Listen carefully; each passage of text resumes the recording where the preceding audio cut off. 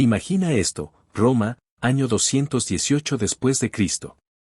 El aire de la ciudad está saturado del olor a especias, sudor y humo de las hogueras que se levantan en los foros. Bajo un cielo ardiente de verano, las calles hierven con comerciantes, soldados y esclavos.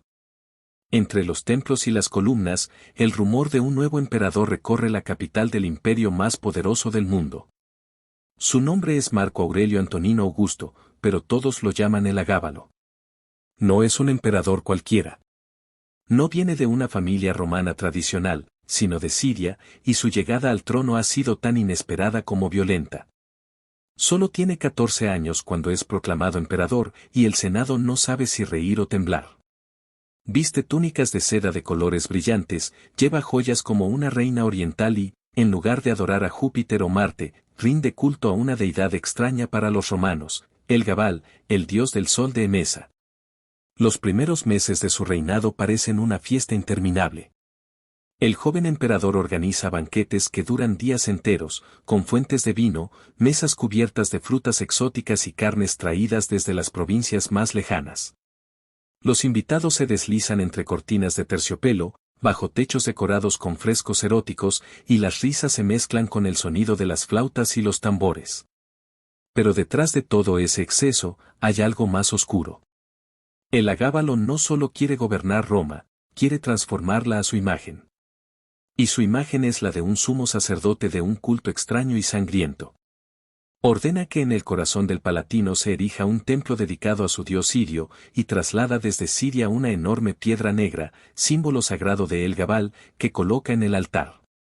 Los romanos más conservadores se horrorizan. Para ellos, esta roca no es más que un ídolo extranjero, y ver a su emperador adorándola con incienso, danzas y sacrificios es un insulto a la tradición. Al principio, las ofrendas son animales, toros, cabras, palomas. Pero poco a poco, el joven emperador comienza a buscar algo más, intenso. Los cronistas de la época, como Herodiano y Casio Dion, relatan que el Agábalo tenía una fascinación morbosa por la sangre. No le bastaba con que corriera en el altar, quería sentirla en su piel, olerla, dejar que la tibieza de un sacrificio reciente le cubriera el cuerpo como un manto. En ciertas noches, cuando Roma dormía y las lámparas de aceite titilaban en los corredores del palacio, el Agábalo ordenaba a sus sacerdotes que trajeran animales vivos. Allí, en ceremonias secretas, degollaban las víctimas y recogían la sangre en grandes recipientes de bronce. El emperador, desnudo, se sumergía lentamente en ellos, cerrando los ojos mientras la sangre le cubría hasta los hombros. Para él, no era un acto de crueldad gratuita, era un rito de purificación, una comunión con su dios solar. Pero para cualquier romano que lo hubiera visto, habría sido una visión infernal. Este hábito no tardó en convertirse en un rumor que corría como fuego por la ciudad. Al principio, se hablaba de exageraciones, de historias inventadas por senadores enemigos. Pero luego, con cada nuevo banquete, con cada celebración religiosa extraña, las sospechas crecían. ¿Y si el emperador, como decían algunos, no se limitaba a animales? En los callejones más oscuros de Roma, entre prostitutas y ladrones, había quien juraba que algunos de esos baños rojos habían sido llenados con sangre humana. El Agábalo, lejos de ocultar sus extravagancias, las intensificaba. Aparecía en público vestido como una mujer, con pelucas doradas y maquillaje, llamándose a sí mismo esposa de su propio dios. El Senado, humillado, no sabía cómo reaccionar. La guardia pretoriana, encargada de protegerlo, empezaba a preguntarse si su joven señor estaba loco o si simplemente estaba jugando un juego demasiado peligroso. Mientras tanto, en el palacio, la sangre seguía fluyendo. Y el Agábalo, cada vez más convencido de que su destino era unir Roma y Siria en un mismo culto sangriento, no mostraba señales de detenerse. Los meses pasaban, y Roma comenzaba a entender que el Agábalo no era una excentricidad pasajera, sino un torbellino imparable que arrastraba costumbres, leyes y ritos de un mundo completamente ajeno a la tradición romana. Su obsesión con el dios El Gabal y sus ceremonias sangrientas dejaban cada vez menos espacio para los cultos oficiales. En el templo recién construido en la colina del Palatino, las procesiones eran un espectáculo que parecía sacado de otra civilización. Cientos de sacerdotes sirios, vestidos con túnicas rojas y doradas, desfilaban al son de tambores y címbalos. Entre ellos, el agábalo aparecía como un visionario poseído, moviéndose en una danza frenética mientras el humo del incienso y el aroma metálico de la sangre se mezclaban en el aire. Los romanos que asistían lo observaban con una mezcla de horror y fascinación, como si no supieran si estaban presenciando un acto religioso o una orgía sacrílega. Pero no era solo religión. El agábalo aplicaba su filosofía de exceso también en la política. Ignoraba las decisiones del Senado, reemplazaba a los magistrados por favoritos personales, muchos de ellos sin experiencia alguna, y pasaba más tiempo planificando banquetes y fiestas que revisando asuntos militares o económicos.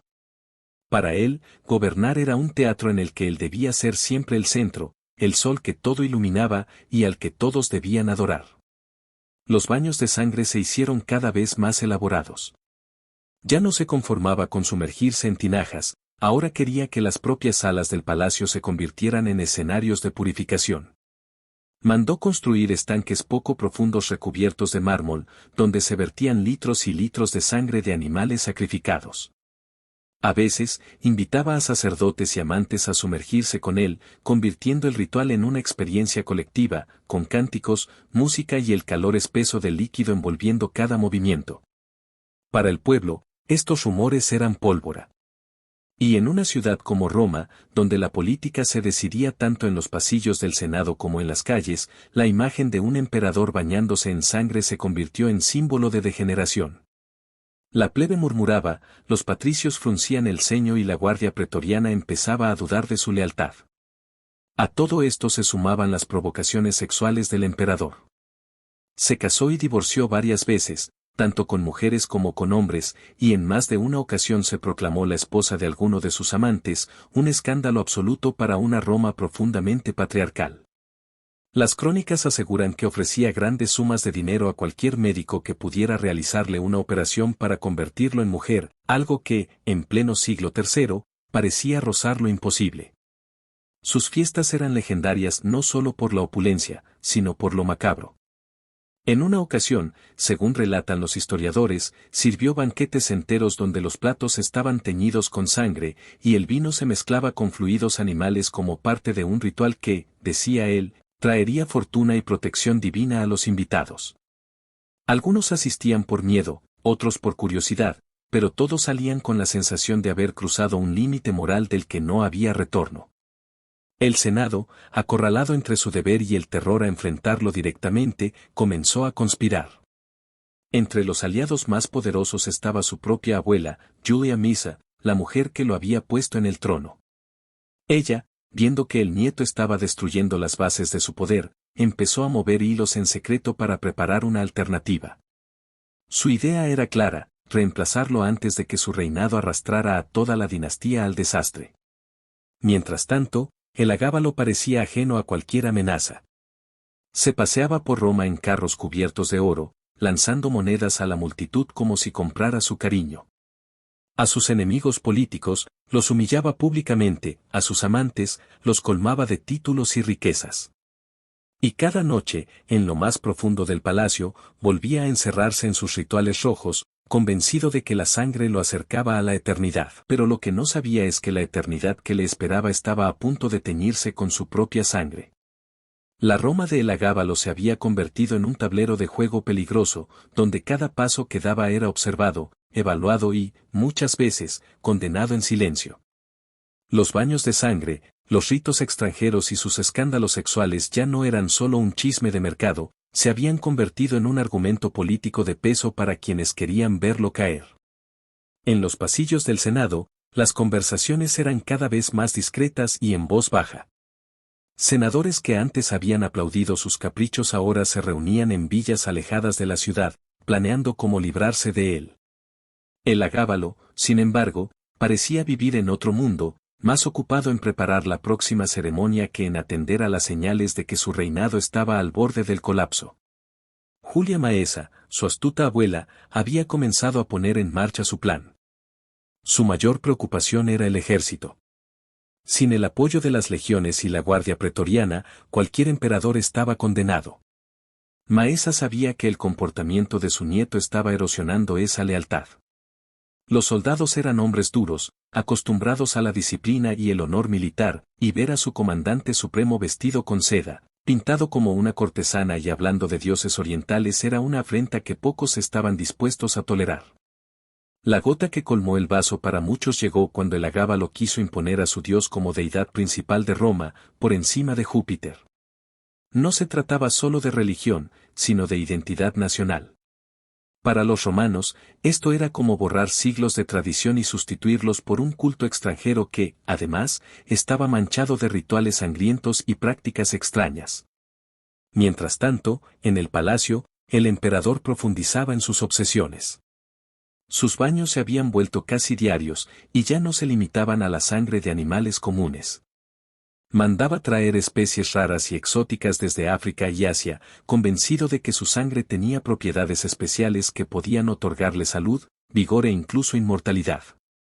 Hay quienes aseguran que, en su desesperación por sentir la conexión más pura con su Dios, llegó a considerar el sacrificio humano como la forma suprema de ofrenda, aunque las crónicas difieren sobre si esto llegó a ocurrir realmente o si es parte del mito que sus enemigos propagaron. Fuera o no verdad, el rumor creció como una sombra, alimentado por el miedo. Y en política, el miedo es tan mortal como una espada. Julia Maesa encontró su carta ganadora en otro joven, Alejandro Severo, primo de Elagábalo, un muchacho de carácter más moderado y con el carisma suficiente para atraer tanto al Senado como al ejército. Poco a poco, comenzó a presentarlo como una figura alternativa, una especie de salvador frente al caos y la decadencia del emperador actual. Cuando Elagábalo se enteró de la creciente popularidad de Alejandro, su paranoia se disparó. Comenzó a ver enemigos en todas partes. Los banquetes se volvieron más selectivos, las audiencias más cortas, y su círculo de confianza se redujo a unos pocos sacerdotes y amantes que le seguían en cada ceremonia. A pesar de eso, intentó neutralizar la amenaza haciendo que Alejandro jurara fidelidad pública, pero ese gesto no fue suficiente para apagar las intrigas. La tensión llegó a un punto crítico cuando la Guardia Pretoriana, la fuerza que custodiaba al emperador, comenzó a mostrar signos claros de desobediencia. Algunos de sus comandantes, hartos de las órdenes absurdas y las humillaciones públicas, dejaron de ocultar su simpatía por Alejandro Severo. Y en Roma, cuando la guardia que debe protegerte empieza a admirar a otro, la caída es solo cuestión de tiempo. Sin saberlo, Elagábalo estaba caminando hacia su final. Seguía celebrando rituales, convencido de que su Dios lo protegía, pero en las sombras, la red que lo atraparía ya estaba completamente tejida. La última mañana de Elagábalo comenzó como tantas otras, envuelto en el humo del incienso y preparando otro de sus rituales extravagantes. Afuera, sin que él lo supiera, la Guardia Pretoriana ya había decidido su destino.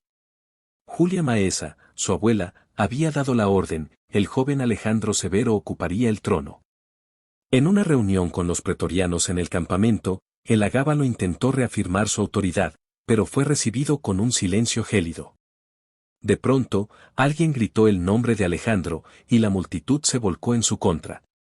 Los soldados lo rodearon y, sin juicio ni ceremonia, lo apuñalaron y estrangularon. Su madre corrió la misma suerte. Sus cuerpos fueron arrastrados por las calles y arrojados al Tíber.